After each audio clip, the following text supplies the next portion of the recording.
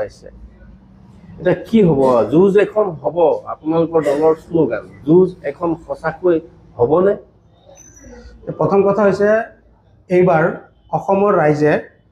পৰিৱৰ্তন যিটো বিজেপিৰ পৰিৱৰ্তন আছিলে সেই পৰিৱৰ্তনৰ পৰা পৰিত্ৰাণ বিচাৰিছে আৰু গৌৰৱ গগৈ আৰু মিত্ৰজোঁটৰ অসমত চৰকাৰ হ'বলৈ গৈ আছে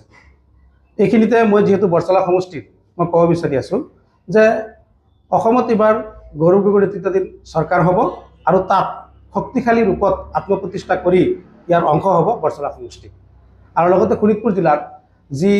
5টা সমষ্টি আছে এই 5টা সমষ্টিতেই কংগ্ৰেছে তুমুল প্ৰতিদ্বন্দ্বিতা কৰিব এটা সমষ্টি তেজপুৰ ৰাইজৰ দলক এৰি দিছে তাতো আমাৰ মিত্ৰজোঁটে বিজয়ী হ'ব সেয়া আমাৰ বিশ্বাস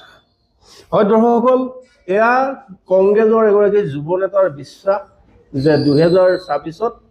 কংগ্ৰেছে চৰকাৰ গঠন কৰিব অৰ্থাৎ কংগ্ৰেছৰ মিত্ৰজোঁটে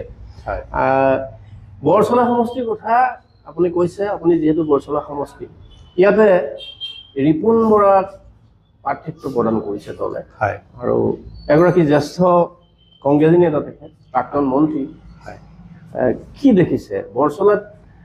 তেখেত সঁচা অৰ্থত জয়ী হ'ব নে আকৌ পৰাজয় বৰণ কৰি পুনৰ উভতি যাব নিজৰ জেগালৈ চাওক আপোনালোকে নিজে উপলব্ধি কৰিছে এইবাৰ বৰচলা সমষ্টিত প্ৰতিটো ভোটত প্ৰতিটো মণ্ডলত প্ৰতিটো অঞ্চলত সকলো জাতি জনগোষ্ঠী জাতি ধৰ্ম বৰ্ণ নিৰ্বিশেষে ৰিপুণ বৰা ছাৰক বিজয়ী কৰিবলৈ বিচাৰিছে